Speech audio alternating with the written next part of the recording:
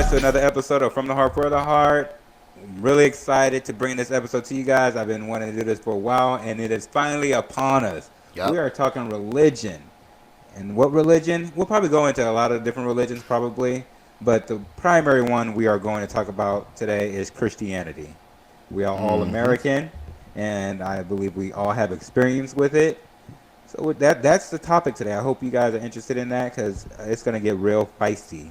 Welcome our co-hosts, Frankie, Woody, and Jaron. And me, Mike. How you guys doing today? Good. I'm underprepared. I thought we were going to talk about Zoroastrianism. I did not definitely pass that message on to you. You must have left your braid in Disney World. Speaking of that, yeah, you're wearing the wrong hat, buddy. Hey, you like it? It's a brand new hat I actually got. You probably paid $60 for it. It was more than 30, but okay. I got two of them, so yeah, it was about 60 for both of them. Oh, that's too much. They didn't even cut you a deal?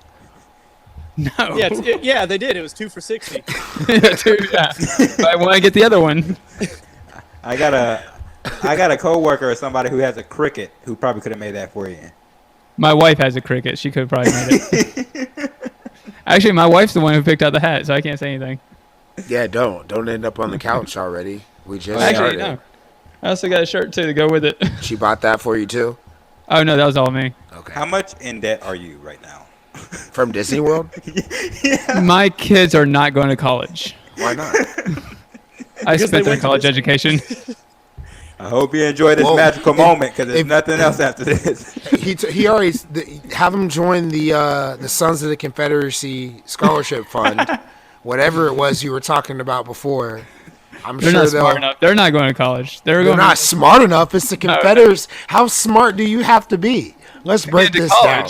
No, I'm talking about at least get to college. They're I'm talking about the scholarship. My kids bump their heads every single other day. Wow. Frankie's already decided his kids are going to be bare knuckle boxers. We get it. Yeah.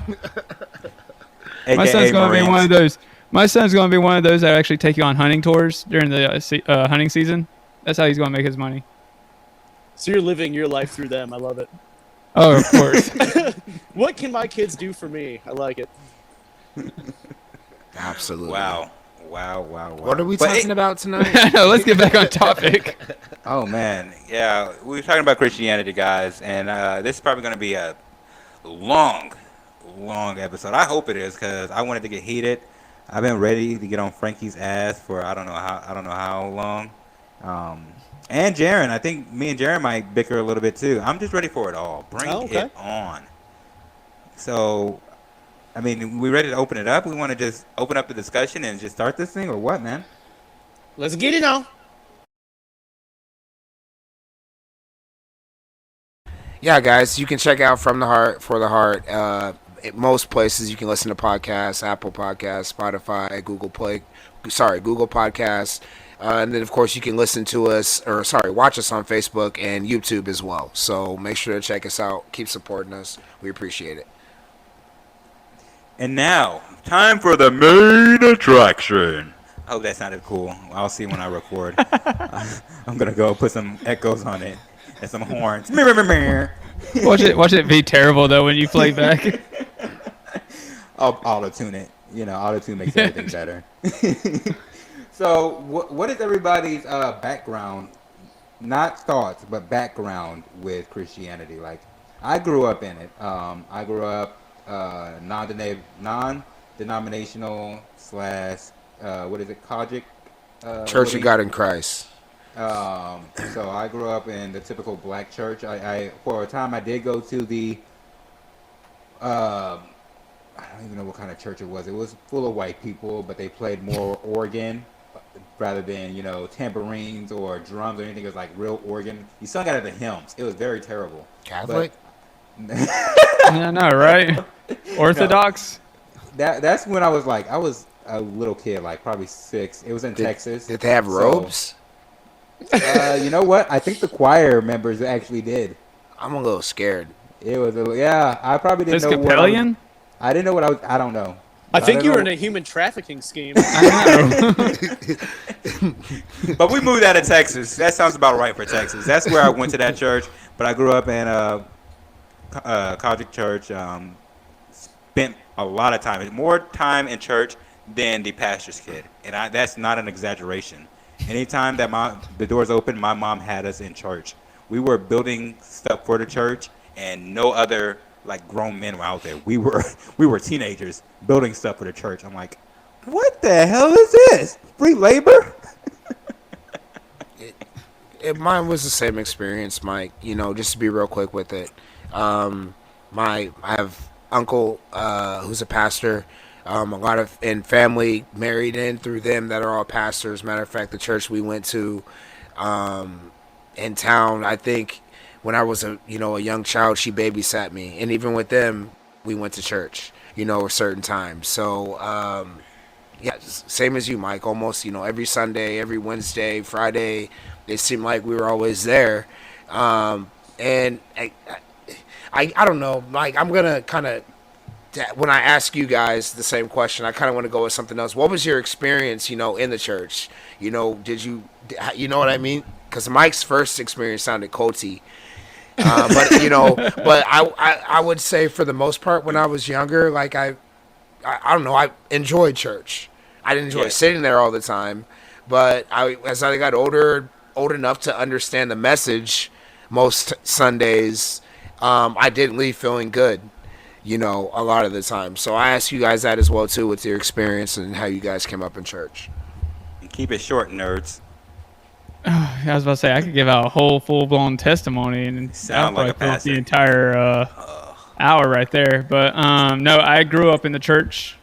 That's why we left. No. No, my foster father was a elder in the church that I grew up in. We did end up leaving that church for a different church because there was some disagreements within the church. It was a non-denominational church, and then we ended up going to a Church of Christ, which is very similar to non-denominational church. I was a member of FCA growing up in high school. I was actually an FCA officer. Went to a Methodist college. So church has always been a part of my life. There was a part of my life where it wasn't, and I kind of fell out of the church and everything else. But more recently, I've gone back into going to church again. And then I grew up pretty hardcore German Lutheran. Even until I moved down to Marion, I went to Zion Lutheran School.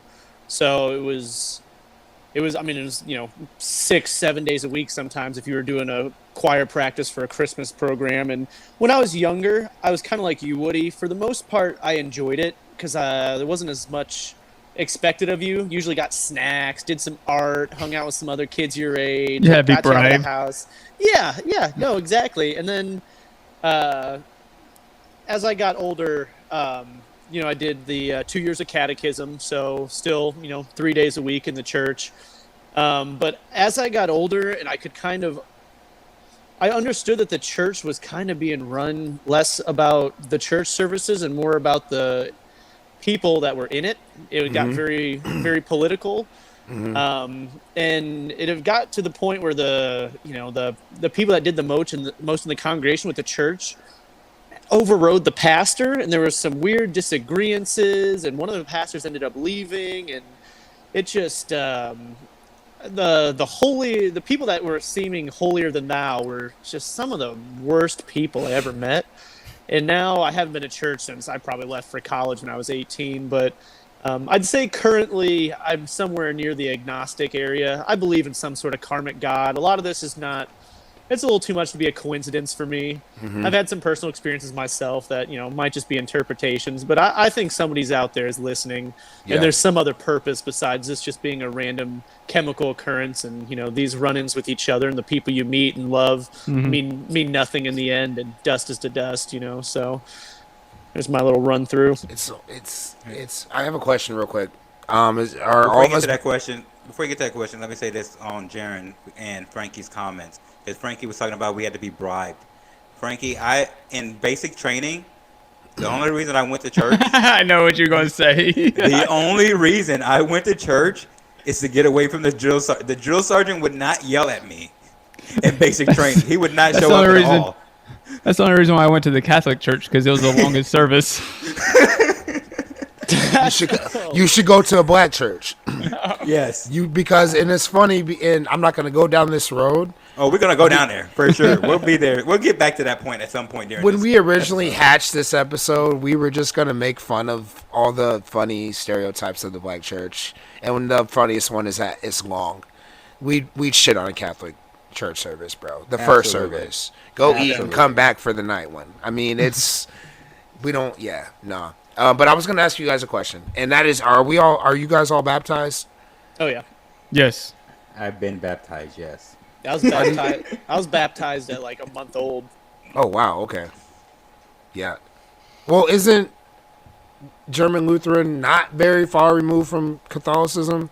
So it's Catholic light, no Yeah. purgatory, Okay. less Okay. Mary, everything else. Okay. Organs, Yeah. singing hymns that are like 17 verses and you're singing in like medieval literature. I mean, it's Yeah, yeah. the Lutheran Church was one of the first ones to break away from the Catholic Church. Yep, Martin Luther. With Martin Luther. Yep. Okay. Okay. Yeah, he was one of the Okay. first ones. So they still follow closely with the Catholicism, but Gotcha. just slightly variants. Yeah, no pope, less Mary, no purgatory. Those are the main three differences.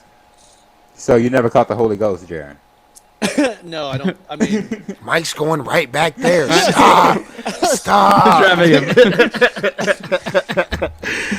It's kind of hard to catch the Holy Ghost when you're singing some medieval. No. That's why we had Kirk Franklin I come love in Clark and make Franklin. everybody stomp, right? Stop. I'm trying to have a serious discussion.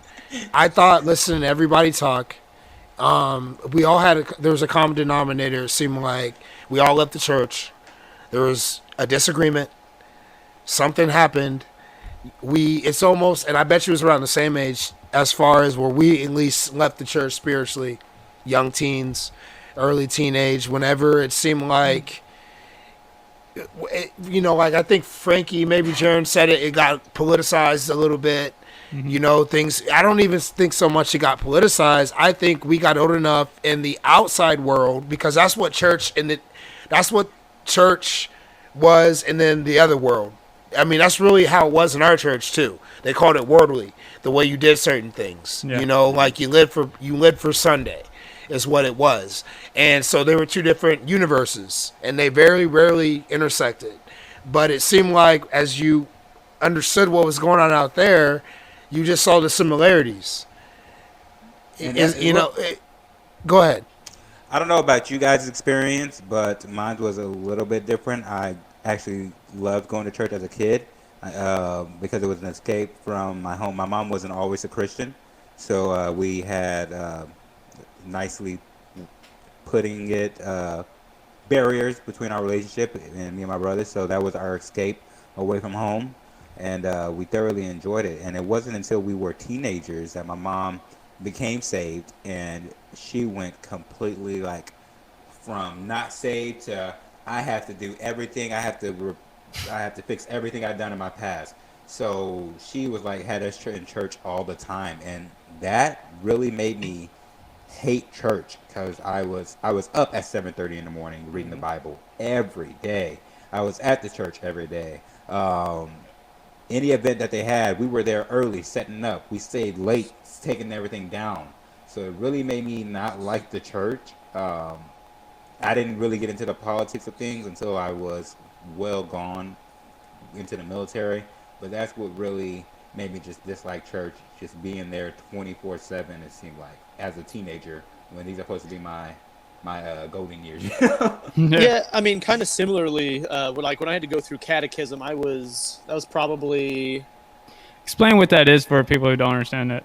Oh, catechism is like a rite of passage I sure where didn't. where to be able to take part in communion.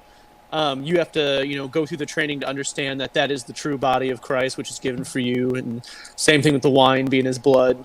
So it's the easiest way to put it is just it's a rite of passage to be able to take communion.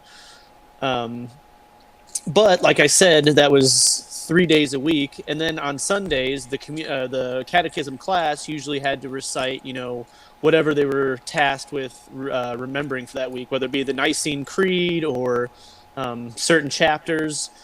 It just it made going to church feel a lot like going to school, and I already really, really disliked going to school.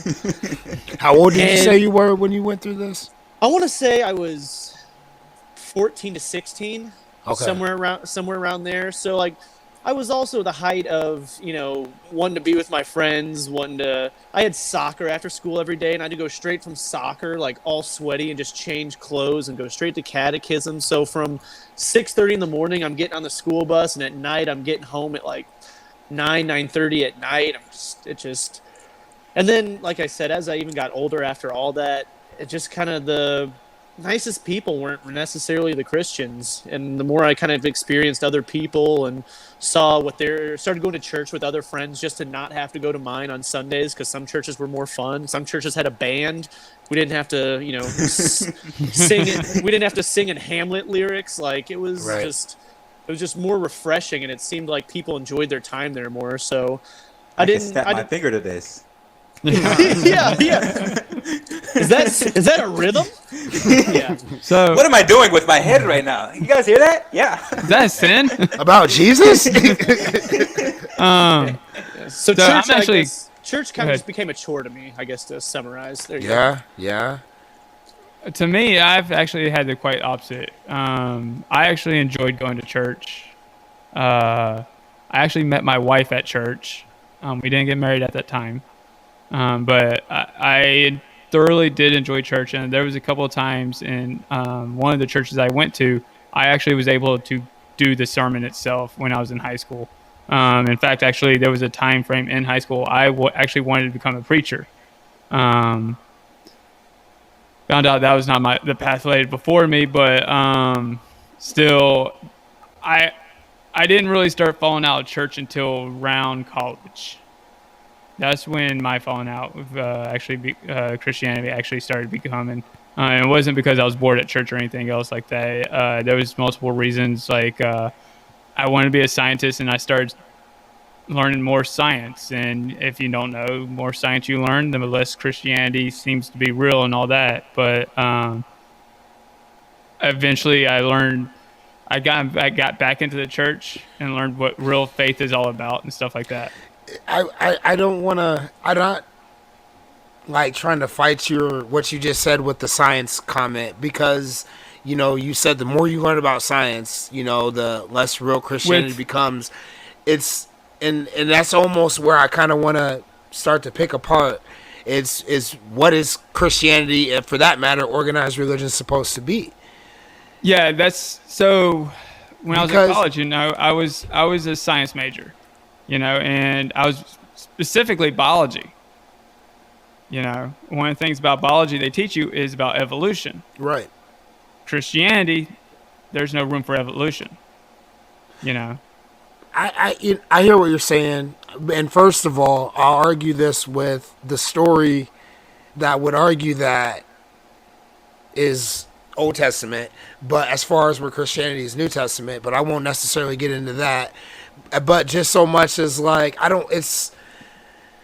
this is where I feel like all the disconnect comes from. We're all, even though Mike and we even went to church together, the same church for a little bit, we all have different experiences of this idea that Jesus Christ is the Son of God.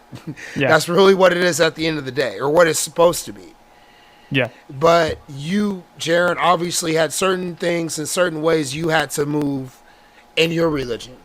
Frankie, you grew up with yours. I grew up saved as well, as they call it. So I had to be a certain way. But is that really what it's supposed to be about, though?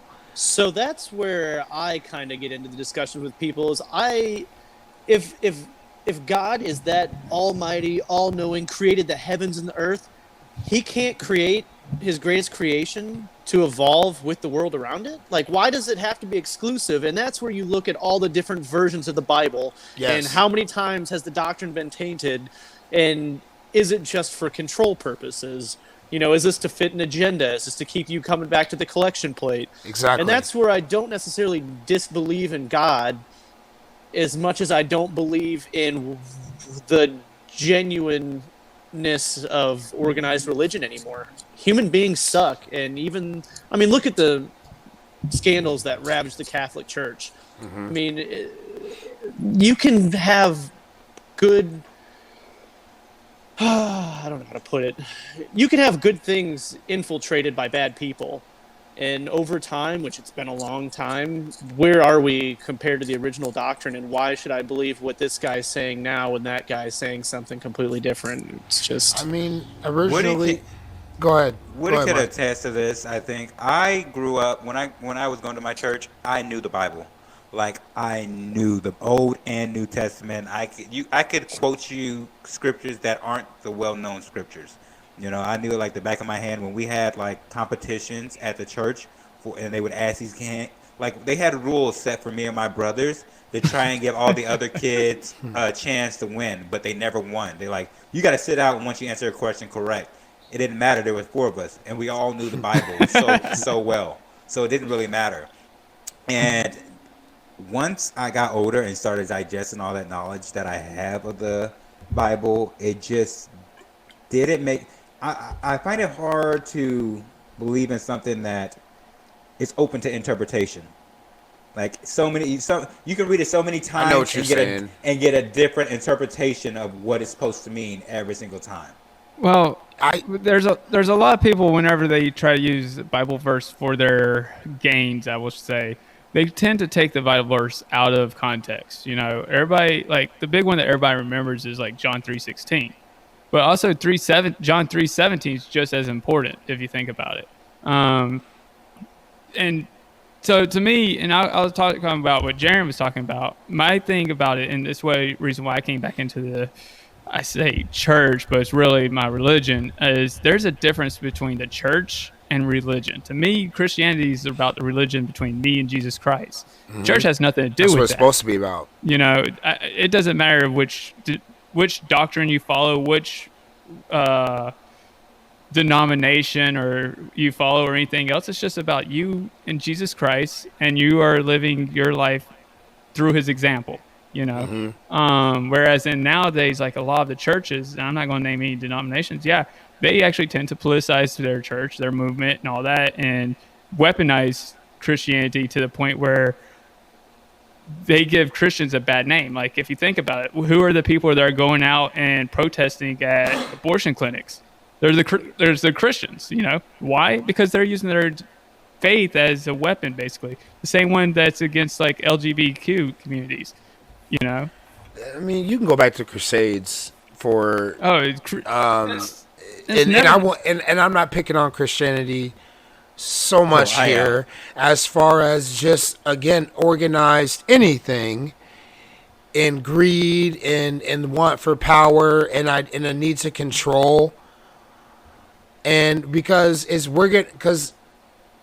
as you're sitting here talking about Christianity from the white perspective, because that's what the white Christianity does. They go and protest that, they suppress someone else's civil rights or civil liberties. Whereas with the black church or the black idea, or I should say kind of what I've seen from it, it's a, Black people only have one rule in church: what? don't be gay. Well, yeah, Don't but be I'm gay. saying, Like you can come in from Saturday night, Friday night, going clubbing, and still have the smell of alcohol on you, and it's That's true, okay. too. But as long, we don't talk about gay in our house. You better That's not true, be gay. too. I'll beat the gay out of you. and Like, truthfully, whenever I moved to San Antonio and started trying to find a church, you got some churches that are like, if you show up in blue jeans and a t-shirt, they look at you like that was our frown church upon you. too. Yeah, That was and- our church as well. Which to me, okay, cool, great, wear your Sunday best. But some people can't afford that. Some people, like, the church isn't designed for the people to make look good for that one day. No, church is designed for the sinners that are on the street, the prostitutes. Like if you think about it, Damn. who did Jesus hang around most of the time? Yeah, the He hung beggars, around with the lepers, the prostitutes, the poor. the poor, the sinners. Those were his people. He was in the slums. Exactly. So, That's what church is for, in my opinion. Frankie, I have a question, and I don't want you to Okay. feel like I'm attacking you, but I know you are a Trump supporter, and I believe you are a support, correct? A what? A Against- border Against open borders. Oh yeah, I'm anti-abortion. No, borders. Open borders. Borders. What do you mean by borders? Mexico. Like, Build oh the wall. yeah, I'm all right. I'm anti-illegal immigration. And I don't. Okay, that doesn't sound like something that Jesus would say. And that's the problem that I've had with people because, like you just said, Jesus was hanging around the rapists, the criminals, the thieves, all these people who So aren't all right. technically good people. And even when he fed the 500 or the 5,000 with the loaf of bread and the fish, he didn't turn them away. He didn't do like a background story or like, you know what, let's see, you're not good enough. You're not getting any of this crap. So I just feel like, especially what America stands for and how America came to be, it was open. And I'm not even going to the history of Everybody knows the history. I think we know the history. I mean, if anybody wants to hit on it, we can. But I just don't get the concept of, let's turn these people away who need help. Well, it's sort of like what Jesus said in the Bible: "Give Plato what's Plato's, and give God what's God's." Basically, kind of keep the separation of the church and the state at the same time. To me, illegal immigration isn't just about keeping people out that needs the help. It's more about border security. I want to go next. next. Keeping the people. There's a way to get into this country legally. There's a ways you could get visas to be able to come visit our country and get properly vetted, so we are not letting in terrorists and have 9/11 happen again. I know we talked about that recently, but Christianity is about helping people, and to me that starts in our community, and we can't help our community while we're trying to help the entire world at the same time. There's so many people that are poor here in the United States. Why are we going to let more people in that can't afford their own way to live too? We need to help what's here at home instead of trying to look at the global scale at first. You know what? That sounds really good. It sounds really good, but that's not what's happening. Even you can't have somebody on welfare without somebody blowing their shit, blowing their gasket, on somebody on welfare, somebody collecting a check, somebody living off the government. And you said keep state and church away, but being pro choice or pro life is inserting your religion. No. I've had these debates about pro life. I've never brought in once religion. My reasoning is if life on Mars, if bacteria is life on Mars, then how come somebody else's DNA inside of a woman's body is not considered life at all? That's science, not religion. Why do we care about what somebody else is doing with their body? That's what I don't fucking care. Like, why do we care? Why do we care so much? Because when that baby comes out, what are we going to do other than, that baby's born? You need to take care of that. You don't have the finances to take care of this baby? Well, when do you consider the baby? When do you consider a newborn a person? When conscious is developed? That's usually around 5 years old. Go ahead, Woody. I mean, because we're getting ready to go. We're getting ready to go left at Albuquerque, but and I just want to pull back just a little bit to what Frankie's comment about separating church and state.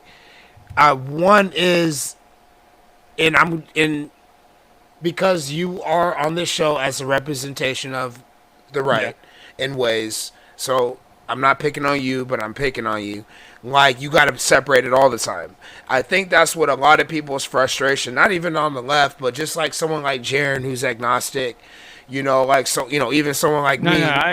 And you know what I'm saying with it? I know exactly where you're going. There's a lot of people that try to weaponize their Christianity and use it for political gains. I totally agree with that. And to me, some of that is a lot of what I call toxic Christians.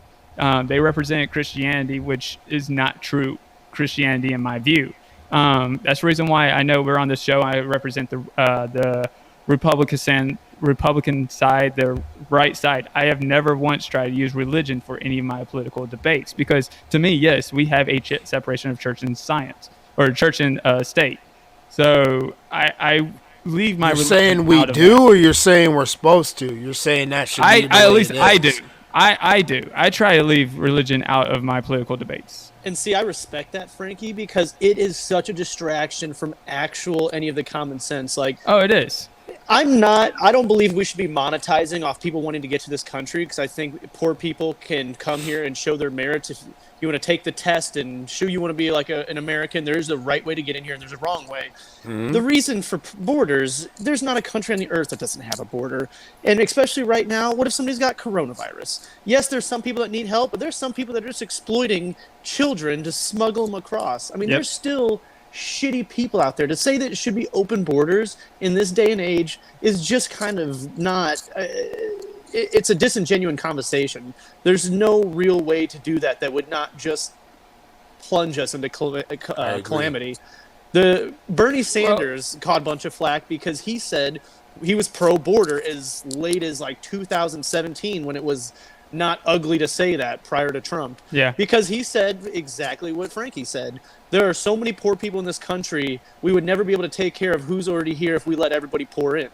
So there's logical reasons to go through these things that would not offend so many people. But a lot of people don't want to go through that conversation because they can hide behind the religion part of it. Let's stay on that. What you just said, and not helping our people. Look at the budget. No, not even that, dude. What budget? There's no budget. Let's look at mission trips. No. Let's look at mission trips to other countries. Look at the churches. Look at the churches. Exactly. I want to stay on that. I want to go back to that. A lot of these churches actually became more global, and with that, which means their communities, they've actually gone bigger, and more global around the communities. Like, look at the Catholic Church. The Catholic Church is basically almost I want to say that's like its own government, bro. 90% of the countries out there, and the reason why I say 90 is because 5% of the countries actually it's illegal to be religious. Like China, it's illegal to have any religion in China. Well, Islam is the largest religion. Well, and Islam is one of those also that has very big outreach for the community. It's actually one of the 5 pillars of Islam is actually helping your community. I know this because I did study religion in college. Bet nobody knew that the Trump supporter knew that shit either, huh? But and that's one of the key aspects of most religions is actually helping your community. It doesn't matter if you are Christian, Muslim, Hindu, Zoroastrianism, Shinto. It doesn't matter. Most of them are always focused on helping the community too. Now the thing about like the church I go to, whenever I was looking for my church family, I was wondering what are they doing for the community that's here in San Antonio, and we have a huge outreach. Actually, we partner with a nonprofit that helps battered women, kids that are on the streets, like homeless kids and all that stuff. And that's where a large portion of our budget, church budget, go to. And of course, yes, we also go. Oh, and also, of course, we also have our mission trips, and the mission trips are actually isn't more about helping those communities, but building the churches to spread the word of God or spread the word of Jesus, So that's what some of those other countries or our outreach to other countries is about. It isn't more about like helping those communities. It's more of spreading the message of Jesus and trying to bring more followers into the church. But do we need the church to do that if we have the federal government spending relief dollars for like Sri Lanka to get speedboats? Well, I mean, they're making the world a better place. So I'll answer that because the reason why we are not when there are communities 10 miles away, 15 miles away who are like these third world countries. Joe Osteen, when that flood happened in Houston, he told people no. Joe Osteen is not. It's a representation. No, he is. He shows Christianity. He shows himself as a Christian. But as a Christian, he's not a pastor. He is more of a self-help artist than anything else. That's a good way to put him. I want to knock on the black churches, super churches. They're the same way. They'll go post up right in the hood. Big, beautiful churches. I remember going to East St. Louis for a basketball shootout. If you've been to East St. Louis, it's it's depressed. I'm saying depressed from the economy, from the community and things like that. Yeah. But the beautiful church, smack dab in the community. Nice high school, I will say that. But so it's the same on either side with, again, this organized religion. Well, and it comes down to, so a lot of these churches, they try to get so big, and the reason why is because the bigger they are, the more donations they get. More donations, the more money they get. So the more money they get, the more they can spend on their pastor, the richer they could get, all that stuff. I've always stayed away from big church. First off, trying to get out of church after traffic is just freaking horrendous. Number two, whenever you step through the doors, to me, a good church, a great church is one of those where as soon as you walk in, you could feel the community. You feel like everybody knows everybody. The church I grew up in was a small little community church. If I wasn't there on Sunday, somebody was calling me saying, hey, where were you? We kind of missed you this Sunday. We want to make sure everything's okay. To me, that's what church is all about. Is at the very loving least, one. It's a family. I want the pastor to know me when I walk in. Like, I don't want to be just another face in the crowd. I'll go to a concert for that. And I've never liked going to the big churches, and I've gone to a couple of them. And the pastor, he doesn't know who's all in his congregation. A pastor to me is supposed to be the shepherd. A shepherd knows every single one of his sheep. If you got too big, okay, cool. To me, and I've told other people this before when it came to churches.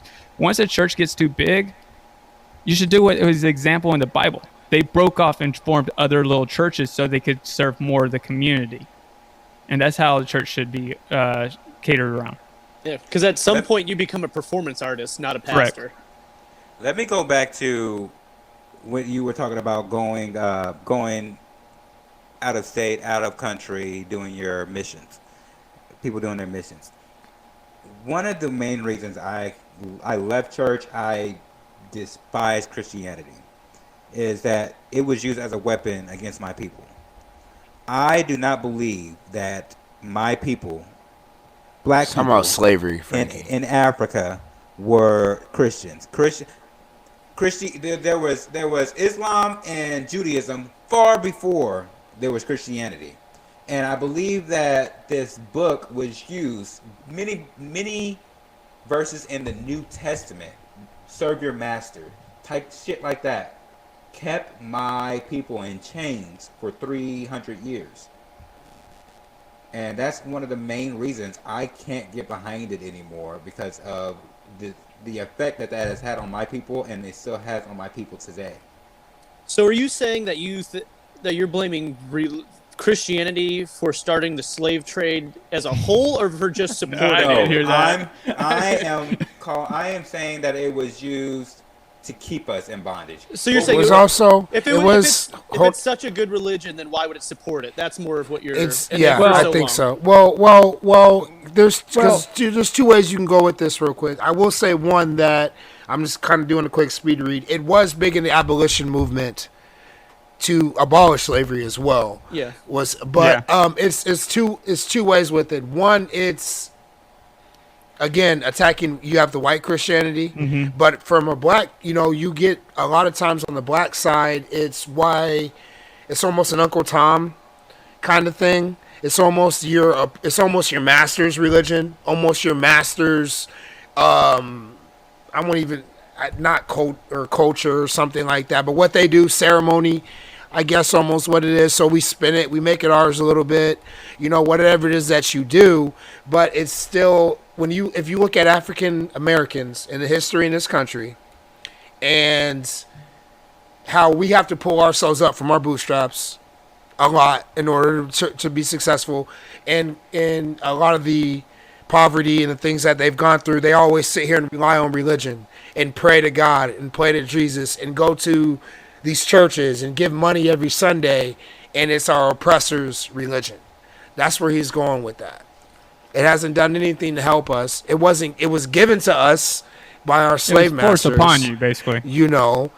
And things such as that. So, like you think of the idea of a whipping post, I remember reading somewhere that it came from slaves not converting to Christianity. So before slavery in Africa, there's about 100 different types of actually African religions. They have ranging from like Bantu mythology to Zen. I can't pronounce them all, and I'm not going to try to because I know I eat them up. And a lot of them were actually polytheistic. Some of them are actually very fascinating to learn about. I've studied a couple of them myself, but I one of the things that a lot of religions that they try to weaponize is the fact that of one of the things, like in Jesus, he said, "Hey, spread the word, be fruitful and multiply," basically telling his followers, "Hey, go out into the world and spread my name and get more followers," And it's gotten weaponized where, okay, hey, it gets forced upon people, which is main reason why actually China kind of actually bans it, because they don't want these religious sects just growing up into their country and causing trouble for their government. But to me, I understand why that could be a big frustration, and it didn't just happen to the African slaves that happened. It also happened to other things. For example, the Aborigines down in Australia, they were forced into Christianity. Actually, they got forced into the Anglican Church. Also, the North American Indians or Native Americans. Incas, Aztecs, anybody that was conquered. Exactly. They were basically conquered and forced into being Christianity. That's one of the aspects of Christianity. I know that's one of the aspects of Christianity. And the sad thing is, there's a lot of bad things that's happened in the name of Christianity. I know y'all brought up the Crusades. Look at the Salem witch trials. Yep. There were several women that died because Christianity said, "Don't practice black magic." Yep. The Spanish Inquisition. Yep. Spanish Inquisition. And we know it. Most of the Christian gunpowder plot stemmed from Christian religion. But and to me, it's like I said earlier. To me, I've never really liked it when people try to weaponize their faith for something like that. Because that's not what Christianity is about. Here's the thing, though. Like, it's cool that that's how you feel, Frankie, but that's the way, and you just helped your case. I know. That's the way it's always been. It's always been that way. And religion as a whole, and that's the reason why, like I said, some governments out there, and it's mostly Asian countries, that have banned religion because there's been people to politicize their own religion for their own political gain. I'm gonna say this and bounce this to Jaron because I feel like he has something. Yeah, I know. But we're talking about weaponizing it here in the country. When the Quad, what's her name? Omar. There's some other. Ilhan Omar.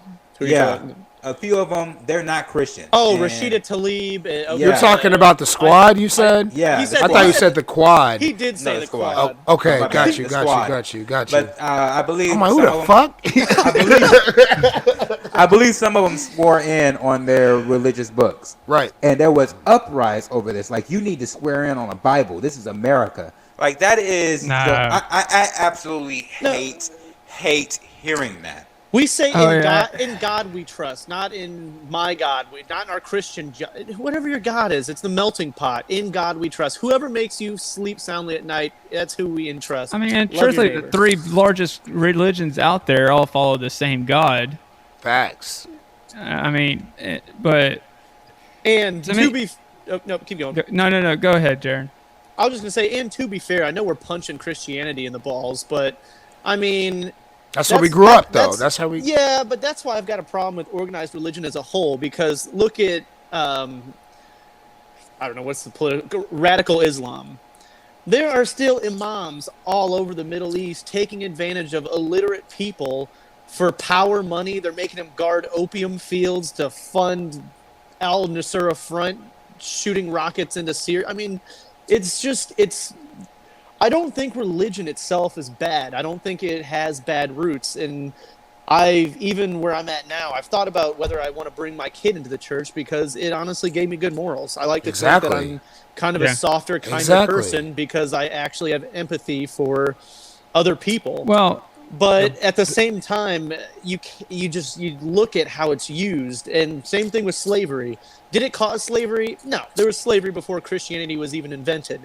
But the fact that the South didn't have, well, not just the South, Europe too, for that matter, but people didn't have to actually argue pro-slavery on its merits.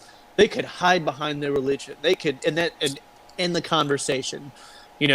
it's a free country. This is my religion. This is our And I God, think and this is what we're doing. And I think that's where I'm going to go with, to circle it in today. It's almost like it's a cop out It is. to hide behind whatever bigotry, whatever hatred, whatever fear, whatever misunderstanding you may have. You know, I mean, that's really what it, or just ignorance, almost. You know, I so mean, you're just gonna. just look at the old. I hate when people try to separate the Old Testament and the New Testament. Like you can't separate the book. The book is one book. Both things happen in both sides of the stories. And I will agree with Jaron because my dad is Muslim, and I've been to the extreme of Muslim. And I am so against organized religion. Like if people ask me I don't have a religion. I just have a relationship with God, and that's all it. that I got. That's all that I have. matters. Don't put any other title on me because I'm not gonna try and fit into your square, your practice. Real quick, Mike, before we jump back to Jaron, that's all I've in my adult life realized what the Bible is. It's just almost like the ultimate life guide book to follow, and you know you get from it what you need from it. I still open up and I still got daily Bible quotes that come to me every day, and some are like, oh, okay, I needed that, just like a damn fortune cookie I open when I get Chinese. You know what I mean? It's what you take and gather from it. Like you just said, Mike, it's your relationship with God. It shouldn't. I think religion is the wrong word. It should be spirituality. That's what it's Yes. about. That's really what it is. Right. I'm spiritual, not religious. And, Like and I shouldn't have to come to this building That's to be what a makes part it of you. religious, Well, because Yeah. we use when I have to come, it's- I should want to come to this building. It shouldn't be like, oh, you have to come to this building. You belong to us. Give us your money, pay your tithes, and all this. well, stuff. even saying that though, that's a misconception that that's actually the church. And truthfully, even in Jesus said in the Bible, 2 or 3 gather in my name, I will be there. Basically, that's the church where 2 or 3 gather. I agree. in his name. I That's agree the with that. church, and that's one of my core beliefs is. You know, if me and my family want to sit down and have a Bible study, my house just became the church because that's where God's Absolutely. going to be. And I had something that was going to go along with that, but I totally lost it. But to even your point earlier, you know, if you had somebody calling, hey, we missed you, and you know that probably feels nice when it's like a genuine thing, like, oh, Yes. okay, that somebody actually, I had a rough week. I don't think anybody cares about me, and like, oh, they noticed I wasn't there on Sunday. But then you've got the guilt trip version too. And that's what I kind of saw with how some of the women in the church treated my mom, because we didn't make it every week. Me and my That's brother how it played was travel for us. soccer, Yep. and we were, you know, Yeah. going for scholarships, and, you know, you miss sometimes. We were pretty good. We made it, you know, probably at least 2 weekends out of the month, even during soccer season. But there, you know, they That's would pretty call and they would. It was way more of a guilt trip than it was, because we could. I remember one time specifically, we were there the week before, missed the next week, and then showed up the following week. And the lady came up and she was like, "Oh my God, Kelly, we missed you. Did you change your hair?" And she was like, "I was here 2 weeks. I didn't change my hair." And it was just like, Yeah, it was yeah. just them taking digs to let them know that, or to let my mom know that they noticed she wasn't around. It Yeah, was, when I that's said- where it gets back to the control thing, and it just To irked me- me. when I said I want a church that would call me, it's more of the concern of, you know, hey, you didn't make it on church. We just want to make sure nobody's sick or everybody's okay. You didn't have a death or something, like actual genuine concern Yeah. of why I didn't make it, not the hey, we're keeping attendance and we noticed you were gone last week, so that's going to mark a check on you. And just like the two versions, like sinning. you said, like regular Islam compared to radical Islam, like that's the hard tightrope that I know church population is absolutely dwindling with our generation. But Oh, yeah. that's good luck moving somewhere for a job and trying to figure out which church is genuine and which one is not. I don't want to play Russian roulette with churches. That's exhausting. I have enough things to do. It's easier to just try to keep to my own, try to be kind to people, and keep my relationship with, you know, God, spirituality, karma, whatever you believe, just between myself and, you know, if I'm struggling, maybe reach out to the people closest to me. But I just never got that genuine solace from church. And like I hear you talk, but I can see it on your face that it was just a different experience. People actually cared, and it's just I hope people out there really realize that there is two extremes, and not everybody of anything sucks, even though they may seem like yeah. it sometimes. I truly believe that the people at my church actually cared. I do believe that. Absolutely. Like, we were Okay. definitely, Absolutely. we were definitely close knit. Like, I mean, Go yeah, eat I was after there all the church. time. Go to the pastor's house Yeah. at the church damn near every Sunday. Church camp, the whole crew went to church camp. So I mean, we were definitely close, and they're still on my Facebook. I don't have any ill will towards them or anything like that. It's just what I've learned about Christianity. Just move and- different. Yeah, and I mean, I put some of my pastors on pedestals, because they were A lot of people do. and it wasn't until I got older, till I was in my 20s, that I saw what was happening behind the screen, and how not even just the pastors, how the Congress people that I was like, oh, that's brotherhood, they're a tight knit community, and there was some backstabbing going on, and I love that church. For the most part, we were a big family. My family wasn't around, so that was the family that I had. That was it was a small church, right, Woody? We knew each other, so that was my family. And to learn about some of the stuff that happened, it was just life changing for me. And well, it goes so to me, like I said earlier, church is a family, and it sounds like you described a family. All family has drama. There's always going to be some drama. Everybody has that one weird uncle that nobody wants to take out in public. But and to me also, nobody's perfect. We're all going to make mistakes. I make mistakes every single day, as I know as well as y'all probably can admit that too. But all we could do is strive to be perfect, and learn from our mistakes and move on, And that's, I know this episode is about Christianity, because that's what I grew up in Muslim, and I also grew up in Christianity. Yeah. So That's interesting. That's a cool. That's Yeah. a cool experience. I had both of them, and I know more about Christianity than I do Muslim, because I'm just like, Dad, that's not for me. I mean, I went as a kid because you made me. I lived in your household, so I had to go, but that's not for me. And I spent most of my time with my mom, so of course I went to church. But I don't know where I was going with that. The whole show of it all, we knew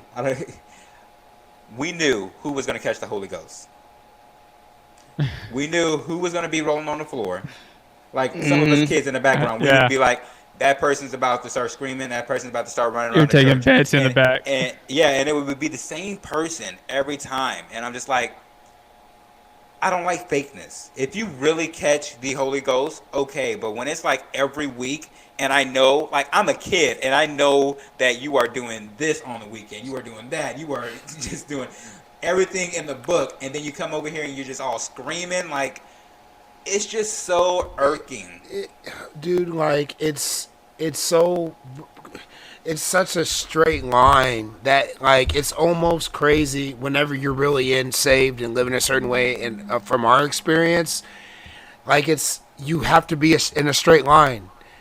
And you know what was something that was crazy to me, and this was actually, it's crazy. One of the first things that kind of had me like realize what it was with Christianity was in black church, you couldn't drink, you didn't smoke, you couldn't cuss, you couldn't listen to rap music, you really couldn't do those things. I had to sneak to read Harry Potter because of church I did as too. well.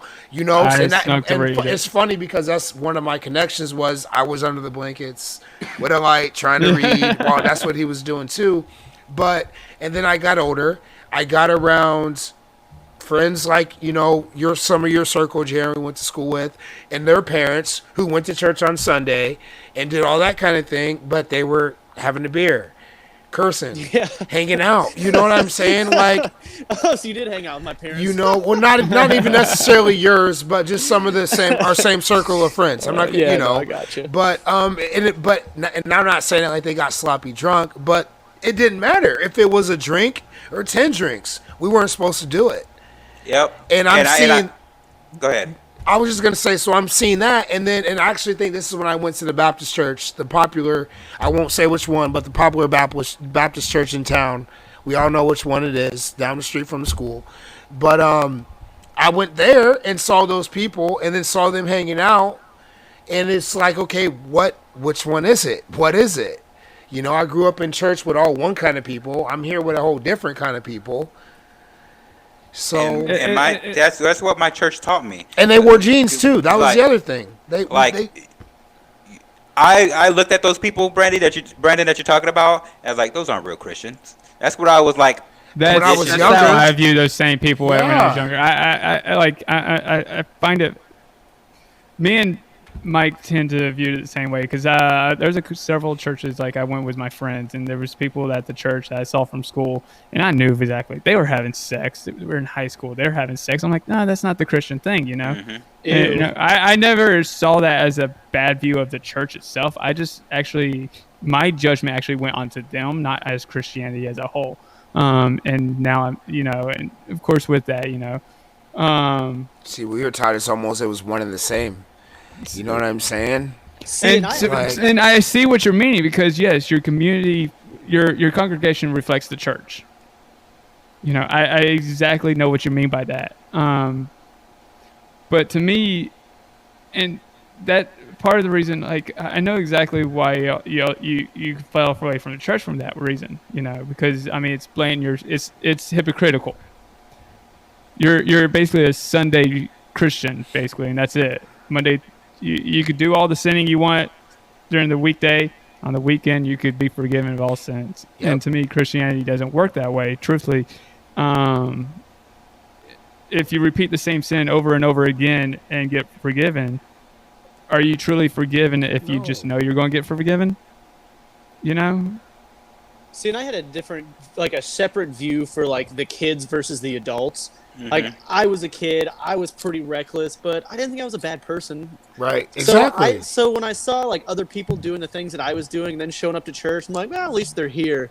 It was as I got older, like Mike said, the adults that I kind of held in like the higher esteem and being like, oh well, this is all horseshit, isn't it? You're gonna act that pompous and treat other people like look down on other people, and then you're living just like the rest of us. Just be normal and it'd be fine. But it was that pompousness and then being the exact same that I was like, this is just.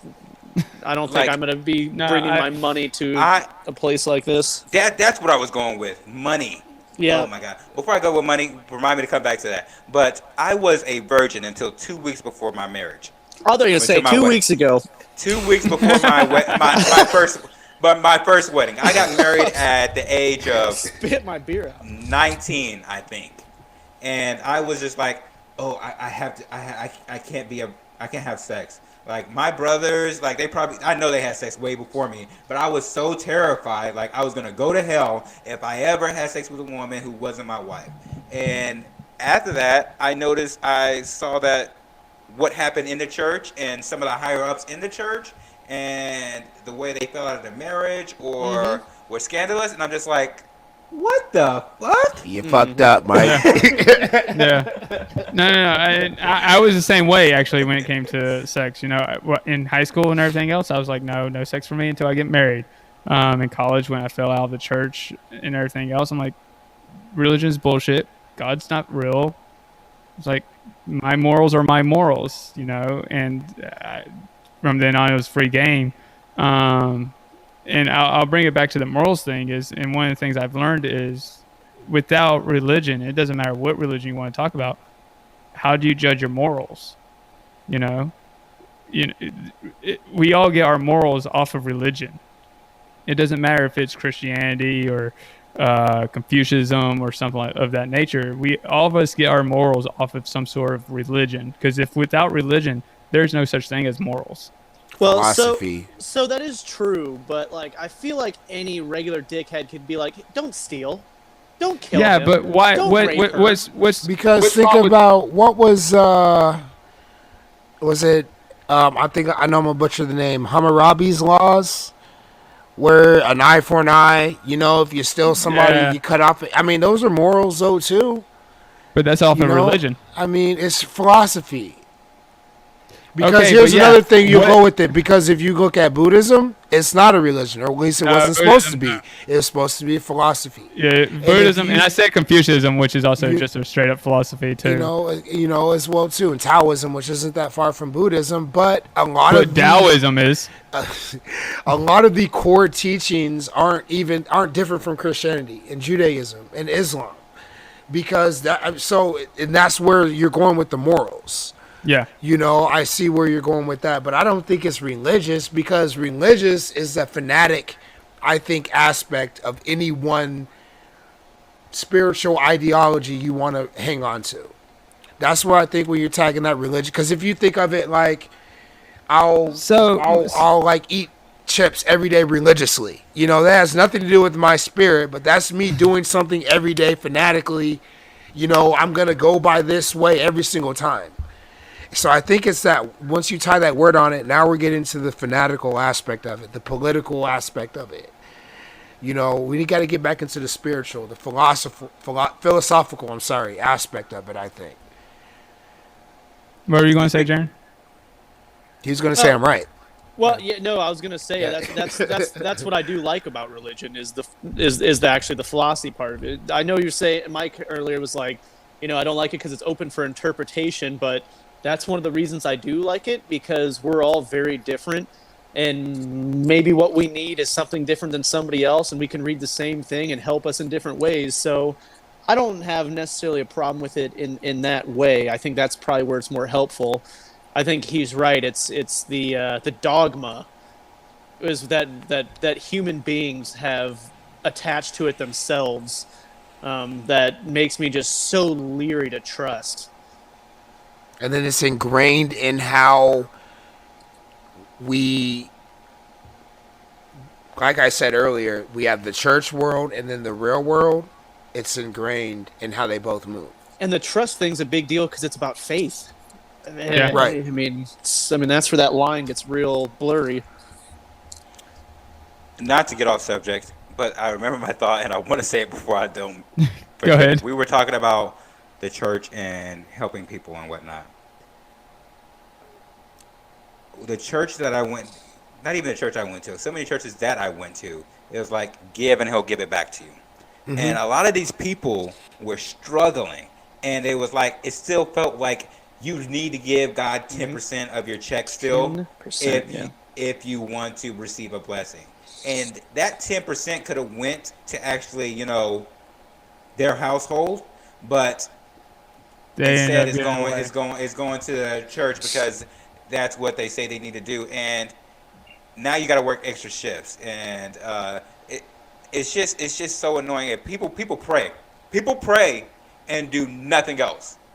Like, hey God, I want this to happen, but do nothing to help make that happen. And that's like, I just did it. That's where I was going with the black community with that aspect of it. You know, just the prayer, just the, like you said, giving tithes, and this pastor's getting rich. Oh, But yeah. in the defense of church, not all of them. Like he said, there's a lot of missions, there's a lot of outreaches, there's a lot of there are some like churches that actually do what they need to do. There's a ton. Actually, There's no. a lot. Like the church I go to at the end of the year will actually print out how much money they've actually gotten a year and where every single penny goes to. The preacher's salary is actually voted upon as a Congress, so you know exactly how much Congregation. That's how it should be. Congregation. No, but, yeah. No, I will say though, I've been to some churches and they'll have like once a month they'll have their I don't even remember what they call it, but Tithe Sunday, where all they talk about is giving. You know, I never liked a church like that. And when I was going to be a preacher, I was never going to be that type of preacher. You know, to me, if somebody wants to give, I want them to give because they want to, not because they feel like they're buying a blessing, which way a lot of these places actually start selling it as. And it's never been that way.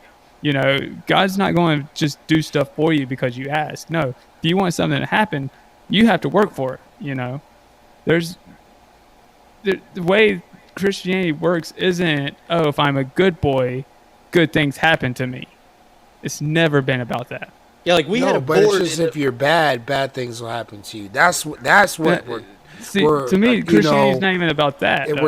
it's not. I know what it. I don't Yeah, think I it's know, about I know. that either. But it's what all four of us, I think, in some way, shape, or form, kind of helped because we had some kind of real world, awakening that allowed us to leave the church at one point in time.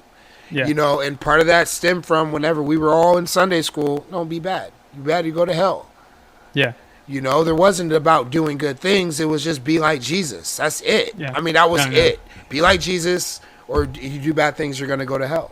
Yeah, Dude, I was go never ahead, asked on any Sunday like, "Hey, what was your one good deed for the week?" It was like as soon as I did something bad, like, you grab another cookie, the devil's gonna get you. It's like, what the hell? Seriously, the cookie?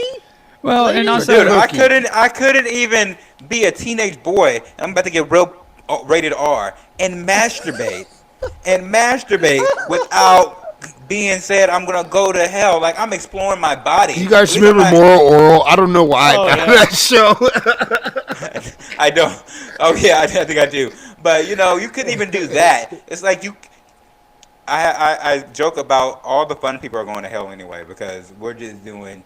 You can't touch yourself. You can't do anything Dude, without somebody saying Well- you're going to hell. Did you just roast your bed sheets every night when you Well- dreamed? How did you even make it well, that long? truthfully, you've got Billy Graham to thank for Until that. 19. Wear So- rubber underwear to bed?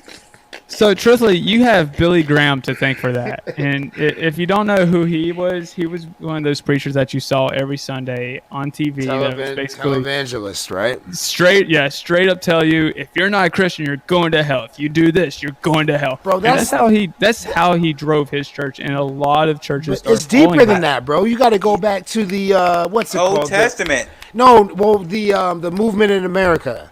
Which one? I'm trying to think. I can't remember the name of it now. God damn it. The Great Enlightenment, right? Is that what it was called? It depends. Describe your situation. Whenever they started preaching the fire and brimstone. I want to say this was like. Yeah. I want to say this was before the Civil War. Yeah, what was pre-transcendentalist? Transcendentalist was right after the Civil War. This Yeah, was before that. That's what I mean. What Yeah. was pre? These guys are nerds. I just wanted to Yeah, let them know. we are. Golly. But I won't say that Billy Graham is that for me. It's because deeper than that. I remember in the Old Testament, some guy, I forget his name, but some guy ejaculated his seed to the ground, and God got mad. I forgot what he did, but yeah, he was supposed to get this girl pregnant, and instead he did it into the dirt, and God got really mad about it. Man, at least do it with a sock. I know what your story you're talking about, and I cannot remember. I know that, or at least I've heard of it. And speaking of which, why can't I have more than one wife? Abraham did. Because of the new covenant. Just join another sect of Christianity, and you can. Yeah, I know. You're Go Utah. insane. It's America. Do what you want. Oh no! I don't want another wife. I don't want two I'm gonna wives. say Like, one's too some of these many. a lot of these both of guys- them's gonna have them on the couch. Solomon in the Old Testament had so many women and concubines and wives, and I'm just like, ugh. How So do did you Yeah, do but it? Han. all right. So all right, I'll give you the reasoning right now. All right, you ready? Of You're not gonna like it. Willie So Reagan, back what? then, the world population wasn't high enough, and they were trying to populate the earth with humans. Now that we're overpopulated, that's the reason why you can only have one wife. That makes sense. Actually, that's just a bullshit answer I came up the top of my head. That's the Yeah. most logical thing you've said yet. Yeah, why not? We all accepted that. We're like, yeah, no, Sure, never mind. That's a fuck, good idea. Yeah. What? There's no rules. I can have more than one wife now. No, it was. I think it was because Paul preached about having. Whenever Paul preached about wives, he only talked about a person having one wife. Like for example, when he said, "Wives, be submissive to your husbands," he always did it as one wife, one husband, and I guess a lot of people took it that way, unless That you makes were sense. like in Utah. That makes Since sense. Dave, it's Since Dave, it's if you're illegal, listening to this, I don't want more than one wife. You're the only wife I want. I don't have enough energy to deal with two wives. Brandon already knows my wife watches Sister Wives, and I swear she's trying to tell me Love something. that show. Wait, see, wow. Okay. I still say You it. said she's trying to tell you something? Yes. She's watching Have you Sister guys Wives. seen that show? Swag, yeah. I've heard the term of it, so I think I know what it is. Good for you. It's Oh, it's gonna be a more expensive Disney trip though. yeah. I just take one wife at a time. Oh, Oh, that's not gonna make it any cheaper, buddy. And I got That's 6 different babysitters. trips. he is. I mean, if he stretches You it have out, childcare. yeah, exactly. You never Exactly. leave. Just bring a next one in the next week. Just- Make it- yep. Yeah, Wow. you're gonna have to get a job there, but that's fine. Wow. Hey, they were hiring for a safety manager. We went left at Albuquerque, guys. Officially, No. We need to bring it back. I'm We've gonna already been figure on out for the about name an of hour that. 16. I'm gonna figure out the name of that damn movement. I can't think of any. See, I thought names the fire involved with it. brimstone movement that took place in the 60s, and that was with like Billy Sunday or something Sunday. That was and, probably Billy like Graham. that was like Yeah. the third rendition, just like the Klan. It keeps No, coming back. You guys He's talking just about keep like coming the back. original, like John Edwards. Like, Yeah. Oh, There okay. we go. There we go. That's the name. Let me find the name of that movie. Carry on. Wayward Sons. Yeah, the actual. I think that was his famous testament was the fire and brimstone. I think that's the name of Yes. it, right? I'm like looking at a picture, like an old painting from school, of him yelling at people. What was his name again? I think John Edwards, Reverend John Edwards. Isn't that the former Secretary of State? Probably. It was- No, he was a senator. Yeah. Dean- He Dean got the Edwards? chick. He got the chick pregnant, right? His mistress. John Is that the same Edwards is guy? from like 1703 to 1758. That's Yeah. that guy. Okay. Yeah. Yeah. Yep. Yeah. This So pre This is United way States of before even America. America. Okay. Got you. Okay. Speaking of a chick getting pregnant, Mary. I mean, I can never get behind that. I Yeah, mean, but it was- I did. it was I did when I immaculate. believed in Santa Claus, but it's like some of these women. No, out here- 1828 to 1903. Yeah, because he was just prior to like Emerson and Thoreau, Who are phenomenal. Yeah. Authors. and they were the My favorite. transcendentalists. That's what I was Yeah. trying to remember who was prior. Yep. Gotcha. So yeah. But We can Lance get- was a Backstreet Boy. But I've got that information in my head. We can get into that at a different time. I don't know about That's that. not the but same guy. I- That's not the I same ju- guy. There's so many things in the Bible that it's like believing in Santa Claus. Like Jesus walking on water. I believe he walked on ice. Maybe. Maybe. I don't think So- he was actually walking on ice. So I'll bring up. So like I said, there was a few science reasons why I fell out of the church. And one of the things that I've learned when I came back into church, I had to think about was like creation. All right. For Christianity, God created Earth in 7 days. But if you look at science, there's something called the Big Bang Theory. And yes, it's a theory, and the reason why it's a theory because it cannot be replicated on a smaller scale, not something of that magnitude. But to me, the Big Bang Theory is flawed in itself because it does break the matter and energy conservation law, which states that matter can neither be created nor destroyed. Well, to me, the Big Bang Theory just throws that out the window, And there's also historical evidence that's in the Bible. For example, wherein Moses parted the Red Sea. If you go off the coast in the Red Sea, and I cannot remember the city's name, there's actually there's like Egyptian chariots that are covered in coral, and some of them gold plated, which coral cannot grow in gold. Still in the Red Sea at the very bottom, and they've actually calculated to around that time frame too. There's so many historical evidence that point that the Bible is real, that it's just the way it is. And then when it comes to Christianity, if you look at his disciples, I want to say all of them but one actually got put to death for preaching what they preach. If this was a made up hoax, why would you keep preaching something that's going to kill you? There are plenty of reasons to do that. But have you seen Yeah, but- have you seen Hercules me- with But the Rock in it? this is when like Roman mythology was the most common Real thing, quick. though. Real Yeah, but quick. And you would be put to death for like a very small group. There's suicide bombers now in the name Yeah. of Islam. Facts. I mean, so I do want to correct ourselves. So it's the Great Awakening is what it was called. the Great Awakening. There's been yeah, four Okay. of them. The first one was in the 1730s. Second one would have been right before Civil War. Matter of fact, that was probably the abolition of slavery we were talking about. Yeah. The third one was the late 1850s and 1900s. And then the fourth one is what you're talking about, Frankie. Okay, yeah. Yep, so the Great... I want to make sure we got that correct before we got off so people didn't yell at us. Yeah, the Great Awakening. So, and there have been several. But have you ever seen Hercules with The Rock? Yes. You guys? Yeah. Yeah, that's if you want to talk about it. A lot of the stories that Hercules, his triumphs, The trials. The trials, they were fabricated by his group to make him seem more than what he was. And I believe that's what some of the stories in Christianity was. I believe Jesus did amazing things, but we have doctors today who can bring somebody back to life. Modern medicine is able to bring somebody back to life. You know, so I think these stories where it's like, oh my God, nobody's ever done this before, so it seemed like it was just this big ordeal, but I think it was, you know, fluff added to it. Well, I mean, that's the plight of oral tale, right? I mean, that's you get embellishment every time. Remember the telephone game where you whisper in one person's ear and they whisper somebody else?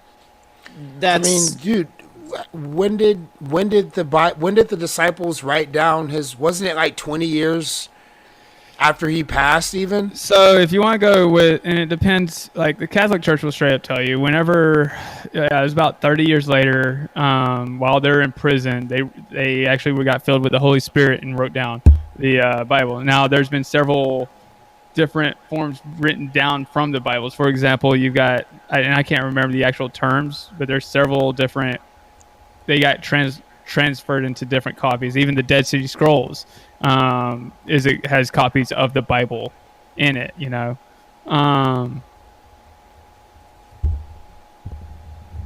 But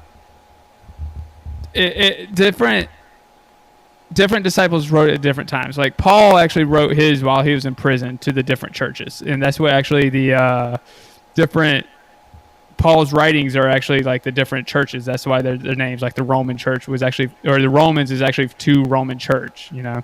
And they broke it down because there was only so much that could actually fit on one scroll. That's why you have like 3 Johns at the end of the book and stuff like that. So yeah, each disciple wrote down their book at a different time in life. So it wasn't like all of them got together. And that's the reason why there's 4 different accounts of Jesus, because people remember stuff differently, you know.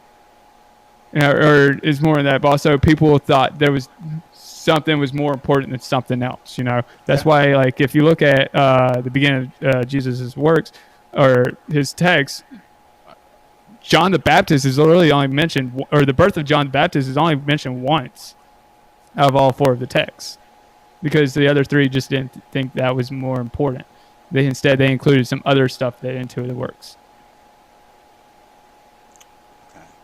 Okay. I mean, as we end this episode, guys, I do have a question that I want you guys to speak on real quick. We might take another 10 minutes. But you guys watched the movies Left Behind. Yep. Read the And books. The books too. Yeah, I've read. And you know Revelations and whatnot. How confident are you? Because I see on TikTok, I see on, like, people are like, it's going to be illegal to be Christians here. Like, it's never, I don't think it would ever be illegal in the United States to be a Christian. And like, I don't think it know. might be illegal to be a Christian in public one day. Yeah. Or any religion. I think if you take a look, I think if you has anybody read A Brave New World? Or No. Mm-mm. I think with I know the song from Disney. No, vastly different, way darker. I think at some point, maybe not even just Christianity, I think it's going to be court of public opinion, maybe even less than federally backed, but I think it is going to be illegal or undesirable to be openly Christian, to be, and honestly, in Frankie's case, I think there is a real push to demonize conservatives as a whole. Whether you like Trump or not, there's conservatives who don't like Trump. Doesn't matter. If you listen to a lot of these people talk, they don't really give a shit about the ins and outs. If you vote red, some of them wouldn't care if you're dead. I mean, like vote blue no matter who is a great slogan for them, but that's all it meant. I mean, those are the type of people, that's as far as they get. So as a vice versa, so that's why this culture war is getting a little scarier for me that we're riding on right now, because I don't want to see the winner of this dictate how society is going to look for everybody for the better part of the foreseeable future. No, and right now we have a struggle between two factions that think they are so morally superior than the other that they would see, and not everybody, but there are certain significant sections that would see the other one wiped out and think the world's a better place for it, instead of just continuing battle of hearing both sides and landing somewhere in between. I know we bitch about it all the time, but it is infinitely better than being all the way left or all the way right. I promise you. Yeah. No. You're absolutely right. But when you say that, it's like, I think I told this to Brandon one time. This country, we can't go either too far left or too far right. We need each other. Republicans need the Democrats because they are the ones that keep us from being too traditional and stuck in our ways and actually evolving with the times. Whereas the Democrats need Republicans because we're the ones that keep them grounded instead of them flying up in the air into the clouds. Not to sound bad or anything, but we need each other for this country we need each other for this country to operate properly. And I'll take a jab at the left. I got into, what was it, Brandon? I saw it all over Facebook about if you're a straight man and you don't you wouldn't date a trans woman, then you are transphobic. I'm like, oh yeah, what? Yeah, is this? I roasted one of those posts. Like, no, I saw you. So I think you posted that on Facebook a few months ago or something. I was like, I'm just going to stay out of that. Well, no, we did have remember the conversation we had? Yeah. And what made, remember that? I was like, what made it a hate crime?